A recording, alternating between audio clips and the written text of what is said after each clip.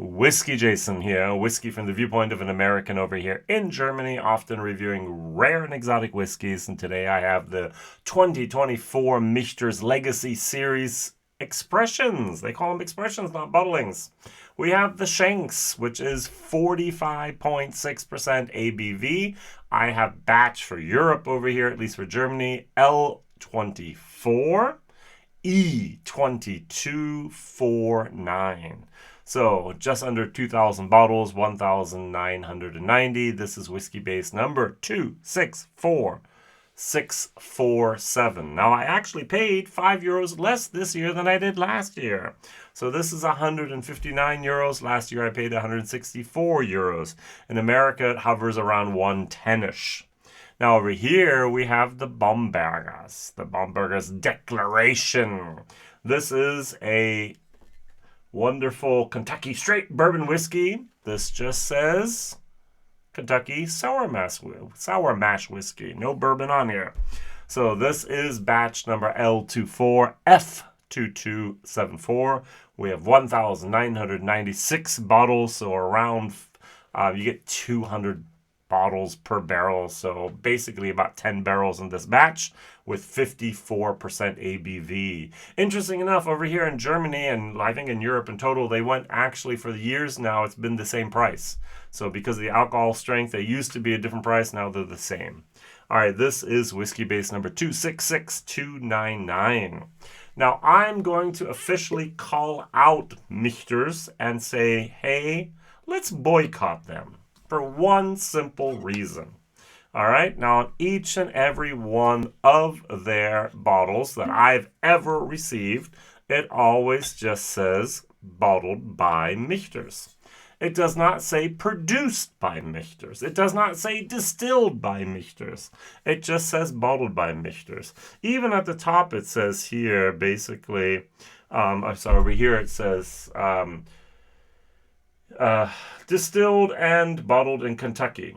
If I'm going to pay $120+, in my case 160 euros for a product with 46.5% ABV, and it's sourced whiskeys, no.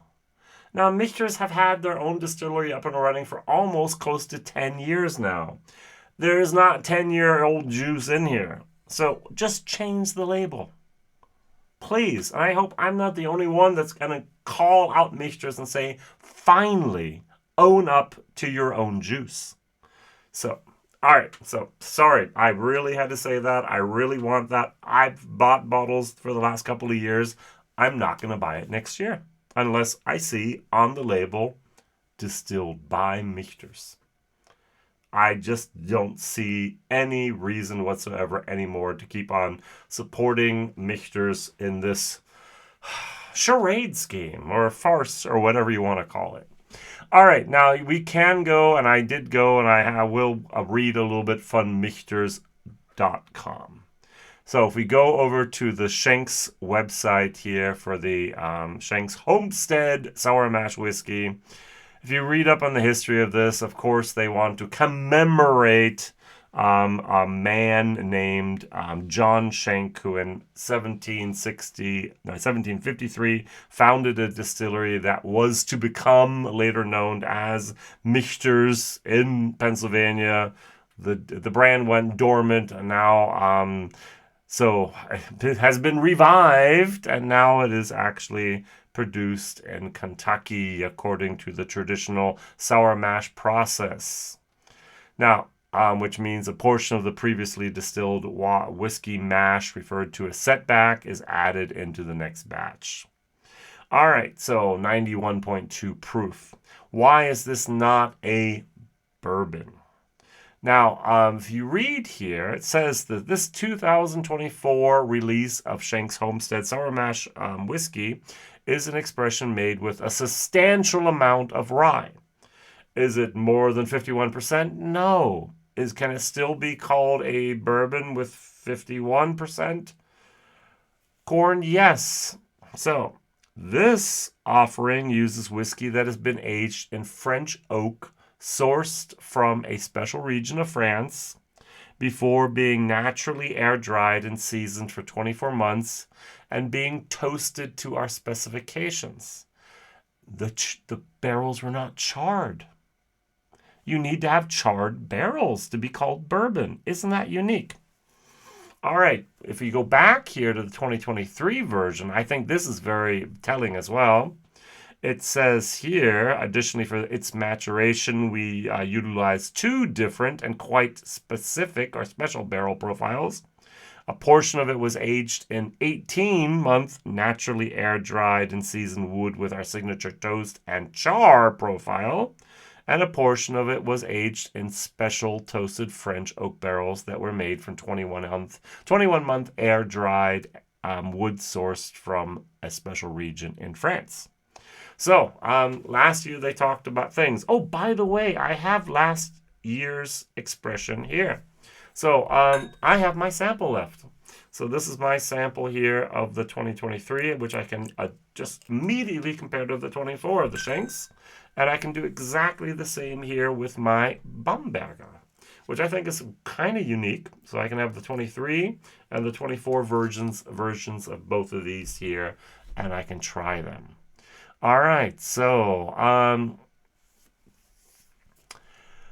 we have here as well in this year's edition, 2024, the unique grain selection for this release includes malted rye. 2023 also included malted rye and caramel malt, which offers a nice creaminess to complement the rye-forward herbaceousness and spice qualities.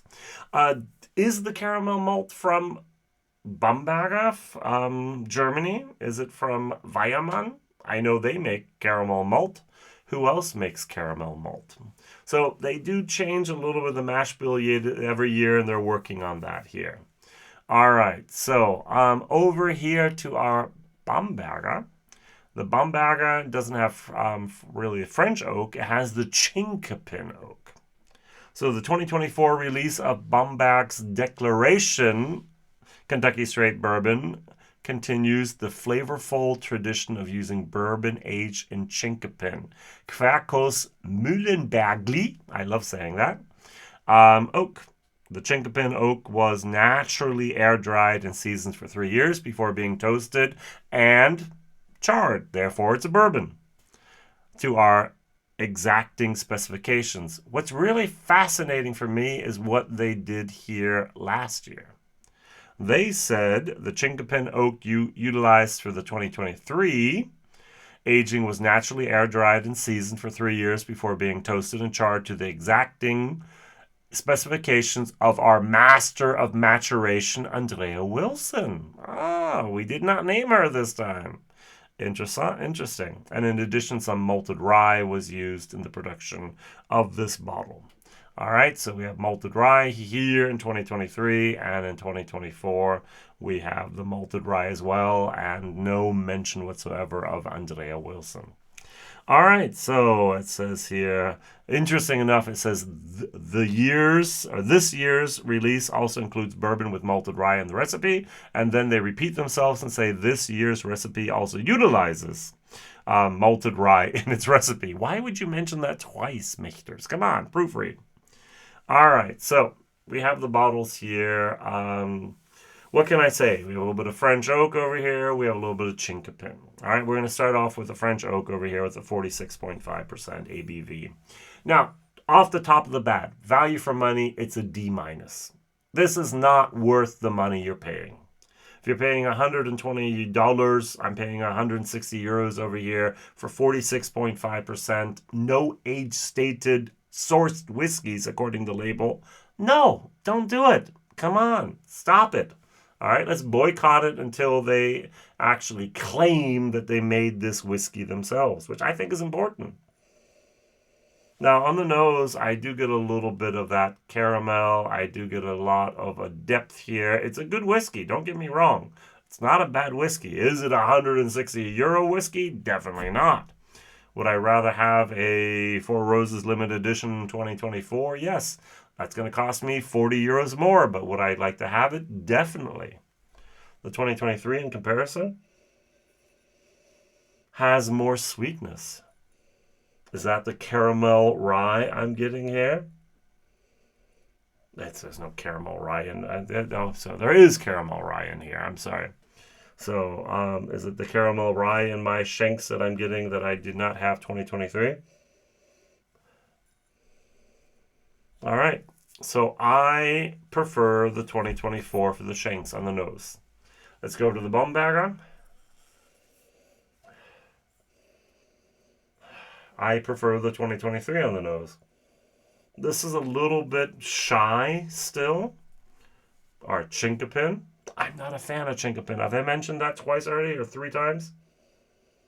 And this here has a little bit more of a caramel flavor as well. So,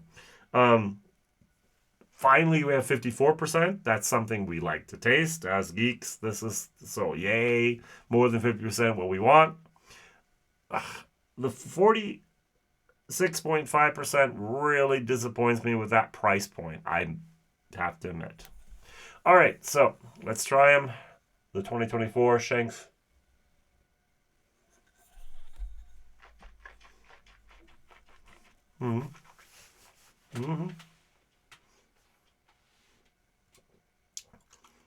Good.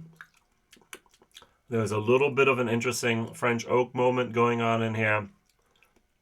There is layers, depth. As I said, value for money, I'm going to give a D minus.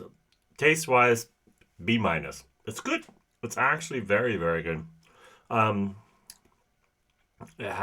don't miss a lot of alcohol despite its 46.5%. And on the palate, it gives me the flavor. It gives me what I want. Funny enough, they say here, on this year's version, I'm just reading, the nose has creme brulee on spice. Last year's officially had toffee with spice and vanilla. This year we have an herbaceous whiskey to savor, complemented by highlights of spice, fruit, and nougat. Last year's had the toffee with spice and vanilla, as I mentioned, and a whiskey to savor complemented by highlights of smooth spice, dried fruit, and honey.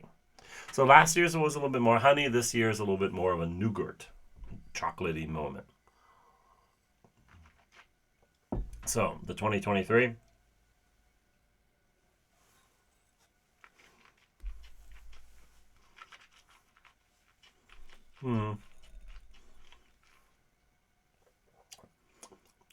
I find the 2023 Shanks bland compared to the 2024. It's still good. It's still going to be a C++, B minus minus. This is a B minus.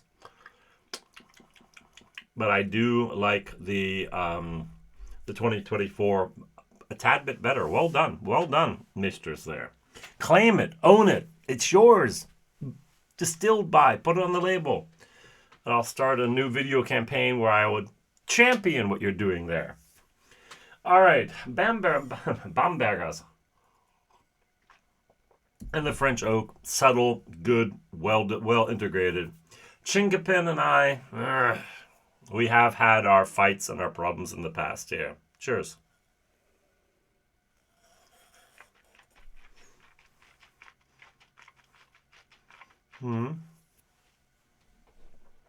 Oh, here I also just love their tasting notes, all right? They call that the dark fruit accompanied by nuts and maple.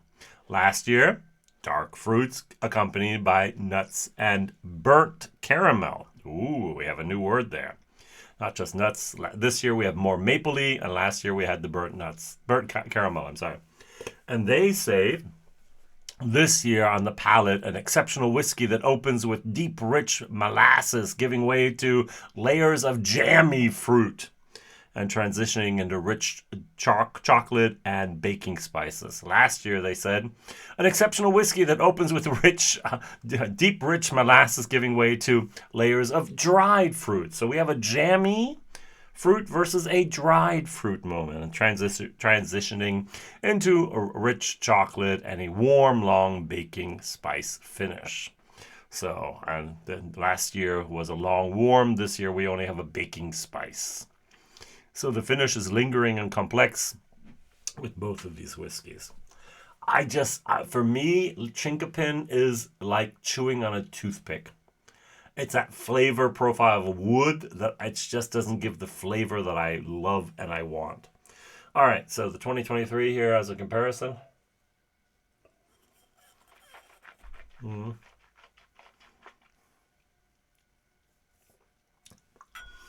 I personally like the 2023 for Bomberger a little bit better.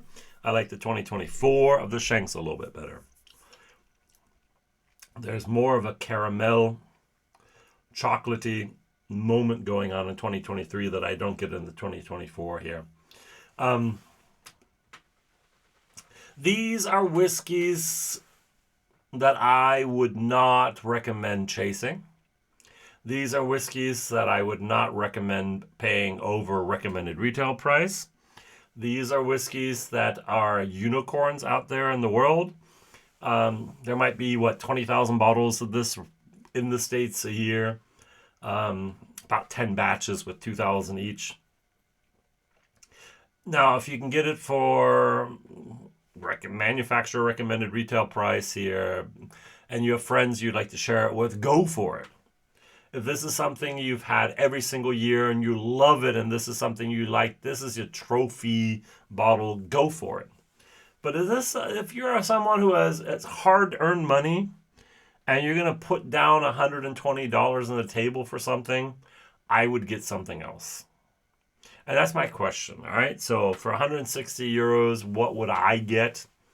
I would get a couple of other bottles, to be honest. I'd go for 60 to 50 euro or dollar bottles and get 2 or 3 of those instead of one. If I'm going to go for the unicorn, I'm going to go for the Four Roses limited edition 2024 and put another 40 euros on the table.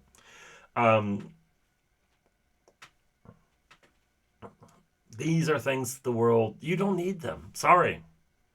So if you take the Michter's 10, if you can find that for a recommended retail price, buy it. That stuff is so good. The bourbon, the rye, I don't care, all right? Those are things where I just go, wow, fantastic. And I look at the price and I go, oh, ouch. That's just too much. But these are also just a little bit out of the price class of where it should be. Michters, get your act together. Put the distilled act on the label. It's been enough years, all right? So, and then people might actually, I know you don't need it. I know you have enough people buying it. But I really want to create a little bit of awareness and say, are we really going to pay these prices for sourced whiskeys? No age stated. So, 46.5%? Come on. Really? The Elijah Craig. You can get 5 bottles of this instead and enjoy them and share them with friends instead of this one bottle here. And it has a little bit more higher proof. All right, so that's my opinion. WhiskyJason here, whiskey from the viewpoint of an American over here in Germany. I'm very, very proud of myself that I still have the 2023 versions and the bottles here, and I was able to do that comparison. And I look forward to see what Michters does with their labeling in the future. Thank you for watching, liking, subscribing, and telling others. See you real soon. Bye-bye.